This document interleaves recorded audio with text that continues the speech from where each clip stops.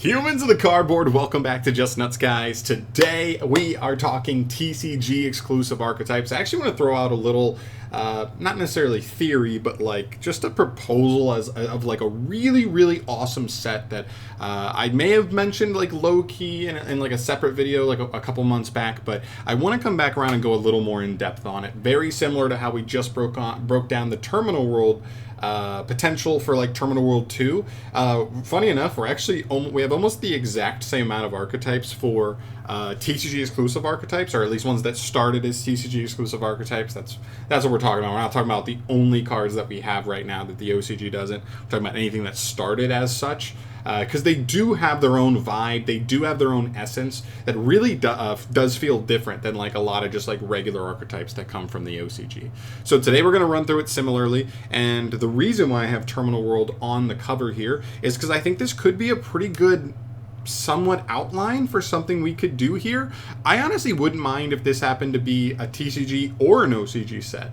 Eventually the cards would come to us no matter what, so I guess TCG is better, and since these are TCG exclusive archetypes anyway, I think that'd make a lot of sense. But basically the idea would be something close to what Terminal World is, but just swap out the Terminal World for TCG exclusives. So pick 4 to maybe 6, TCG exclusive archetypes, probably older ones, probably not ones that are like super recent, and kind of same thing as we've seen with Terminal World, 4-ish cards for each archetype, and try to get them up to speed. Because if you look at the list of TCG exclusive archetypes, in terms of like playable, legit like decent rogue deck that could top a regional level event right now, they are few and far between right now. So I think this could be a really cool set. I would love it if we got this in the TCG as almost like a Terminal World equivalent for us that comes out around the same time of the year, and by the time we're getting Terminal World stuff next year, they're getting our TCG exclusive support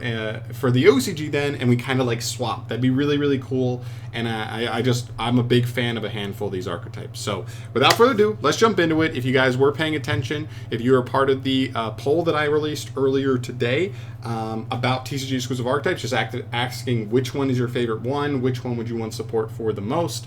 I took results from that. This isn't the biggest poll of all time, so keep in mind this is going to be skewed. This is not a perfect representation of the entire fan base. Plus, this is also a sub corner of the fan base, being my fans specifically, or not necessarily my fans, but followers of the channel is probably a better way to put it. Here, and so this is where we end up. So keep in mind, some of these archetypes I'm a big fan of. We saw this with Zephyra. Zephyra may have got a little bump on the last one because I'm a fan of Zephyra. Same thing here with Subterrors, but we'll see. All right, so let's start from the bottom, work our way up with 0 votes at all. FAs, Valkyries, and Materiactors. To be fair, I think a lot of people may have forgotten that Valkyries and Materiactors actually were TCG exclusives, so that may be part of it, but let's be honest, I don't think they were getting too many votes, even if people realize that fact. With 1 vote, we see Flame Swordsman. This is a newer one. Again, some people may not have realized that was a TCG exclusive because it's not one of the direct ones that like come in core sets.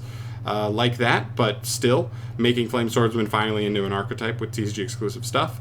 Libromancer. Very surprised to see Libromancer only get 1. I thought Libromancer had a decent fan base. Maybe they're just not part of my subscribers, but man, I thought this one would do better. Spirals, 1 vote. Not super surprised. I mean, I guess since it was meta, I thought there may be some nostalgic players who played it back in the day, but man, some people just still have a lot of bad memories, I guess. And then Kaijus, because they're not like a full-on archetype. They're more like just side deck-ish cards. They're not a full-on engine. But I think that's one of those ones that's like low-key. Like if they got 4 new cards and they tried to make Kaiju like a legit engine, that could actually be so cool. We're able to like search out and summon them and actually set up like the Gamma Seal Kyoto Waterfront setup, like easier kind of thing. That could be something kind of cool. Okay, on to the 2 voters. Still low. Noble Knights, old one. Thought that might do a little better just because it's classic. Danger, again, kind of same thing as Kaiju because it's like generic cards. They're not like really their own archetype like that.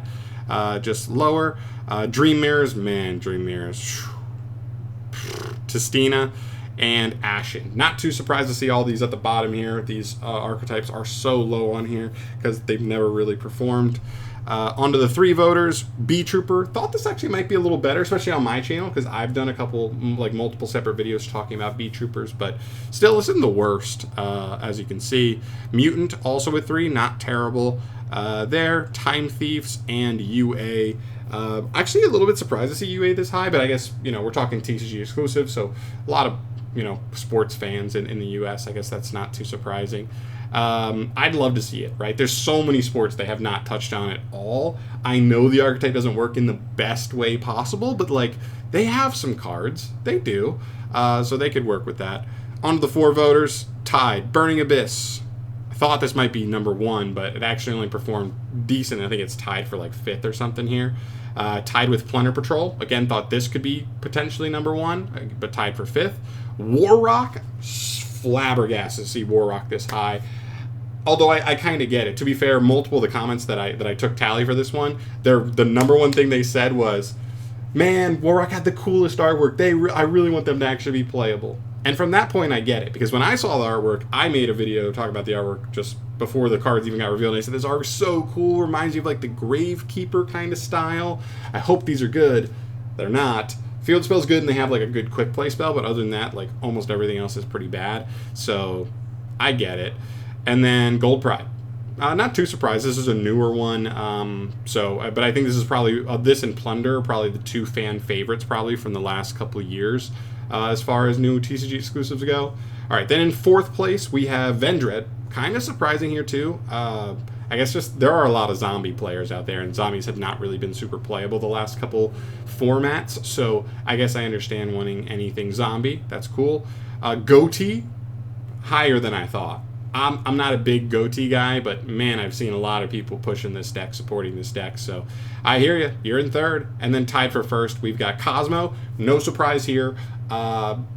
Especially since not only is this a TCG exclusive archetype that was legitimately top tier at one point, so there's nostalgia bait there, but also we're talking 2 of the biggest, a movie, a super well-known movie, and maybe one of the biggest franchises in all of, just media whatsoever, with Star Wars and The Wizard of Oz. So I get it. There's definitely extra fans they can suck with those 2 things going on.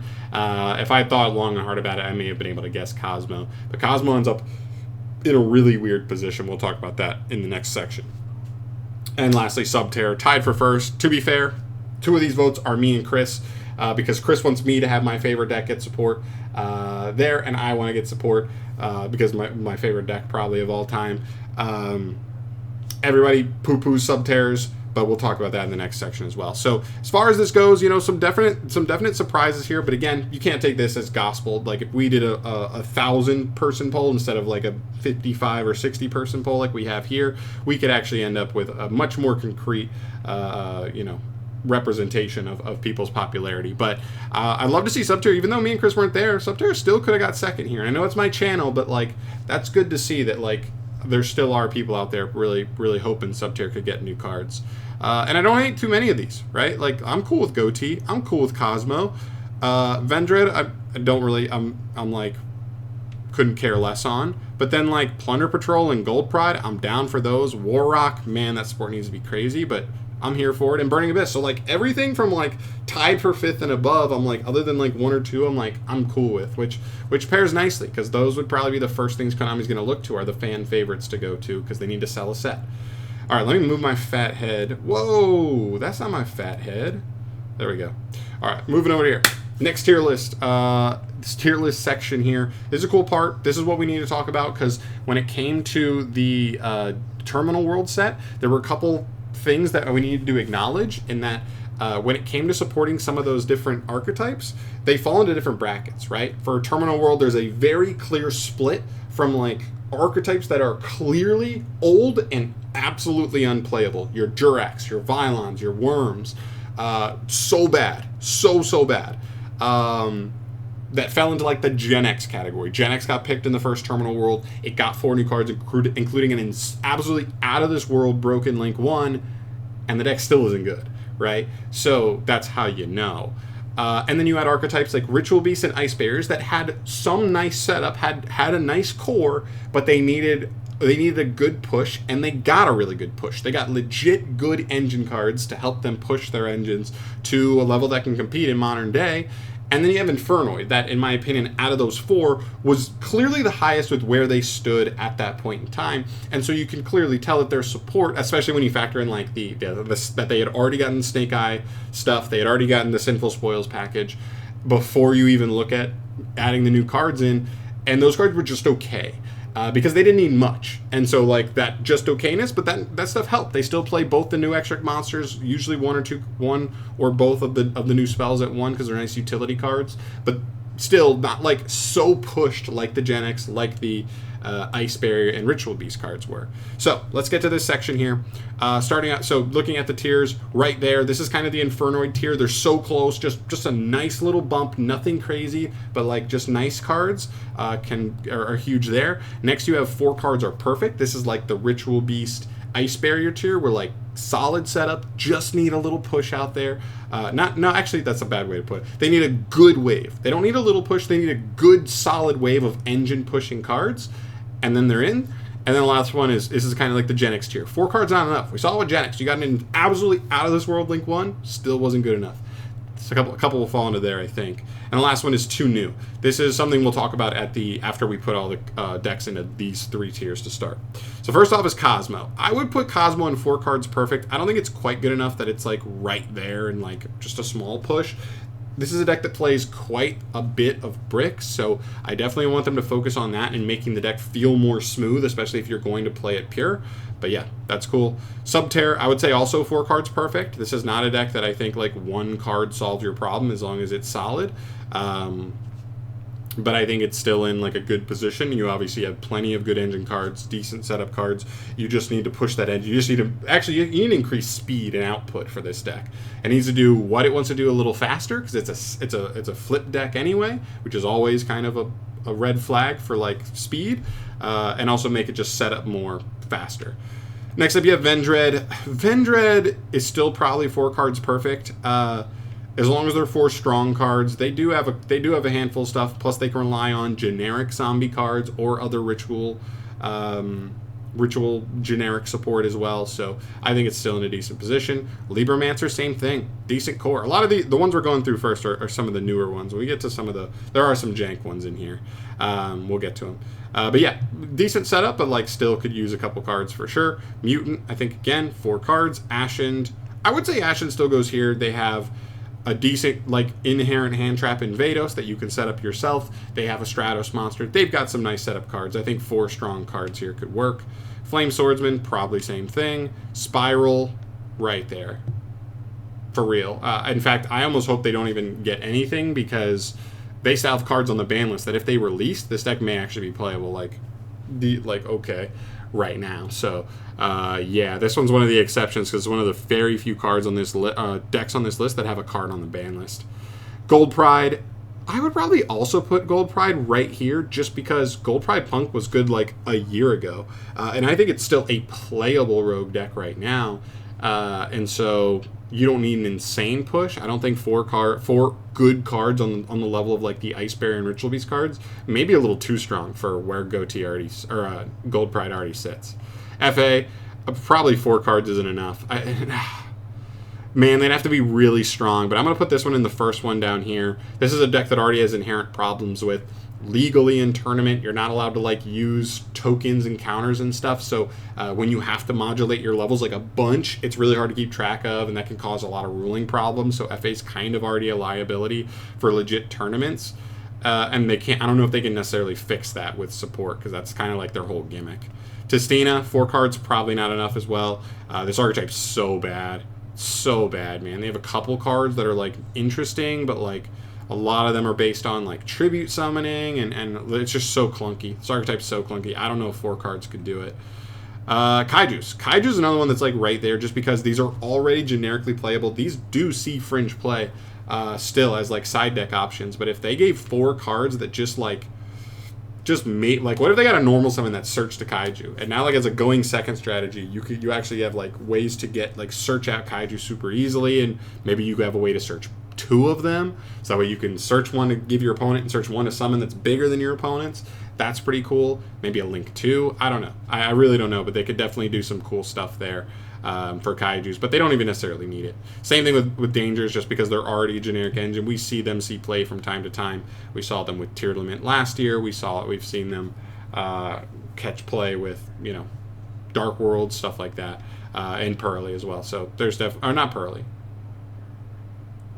No, I don't think we see them. Not normally. People use Dark World over them for Pearly. Noble Knights. Noble Knights have some cards, but with Ice Soul Band, it's like so hard to say. Like, I guess with Ice Soul Band, and I don't think it's coming off anytime soon, 4 cards may not be enough. If Ice Soul still existed, then maybe 4 cards is perfect, but I'd leave it there. Dream Mirror, terrible. Oh my god, they have so many. This deck is so clunky. I don't think it's salvageable at this point. To like maintain how the deck works and also make them playable is like such an insane task at this time. I actually think UA has some cards. They have some good consistency pieces. Yeah, some of their cards they got a couple years ago are decent. Whatever, 3 or 4 years ago, those cards are actually decent as well. The way they function isn't the best way in the world, but like they have some legs. They have something. War Rock, they need more than 4 cards. Valkyrie, 4 is not enough. BA, I think BA is right there. BA with Gold Pride and Spiral, man, I think they're right there, man. They don't need an insane push, just a little bit. Goatee, you know, we could put Goatee up there too because of all the generic like water stuff that's been coming out recently. I actually think Goatee is like pretty decent. 4 card, like 4 legit good cards, maybe too much for Goatee at this point. They just need a little push out there to get it going. Plunder, I'd probably put them in the same boat. They have such a solid core right now. They're just like a little underpowered. They just need some cards that help them increase just a little bit of their potency, and they'd be good. Materiactor, clear, 4 cards, not enough. B-Trooper. B-Trooper's tough, man. I guess I'd put it, oh man, let's put it in right there because like we've seen that like literally all it was all they took away from B-Trooper when it was legit a tier 1 deck for like a couple of weeks. All they took away was Verta Anaconda, so the deck didn't have an easy Link 2 to like get value out of, and the deck disappeared. If they gave this deck like a Link 2 that was Verta Anaconda-esque of like, oh, all my plays got stopped, let me just make this Link 2 that takes any 2 insects and I can make an interruption and a follow-up, this deck could be like a legit, really solid mid-range deck.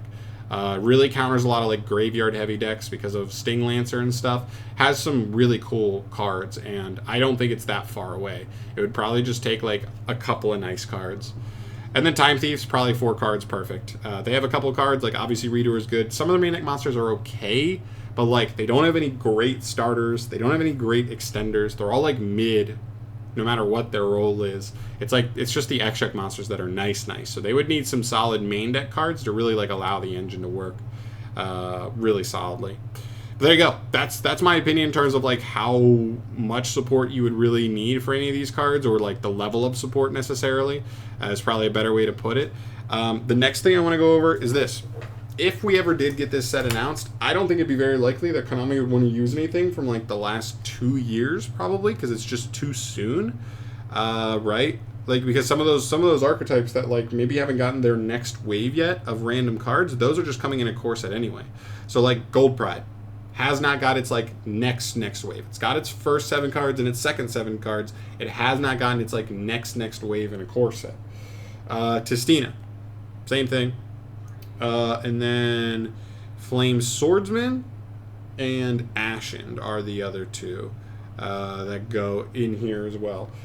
You could also argue Goatee, because Goatee just recently got their newest stuff, like their new cards that actually are pretty nice for them, and they've been getting other water stuff as well. And I think probably the first deck that I think could be live in terms of how new it is probably Libromancer. Hasn't gotten its next wave yet. But I think that could be coming. We'll see. And anything before that, I think, is probably live. The other thing I have to mention here, and nobody wants to acknowledge it, but it's just the truth.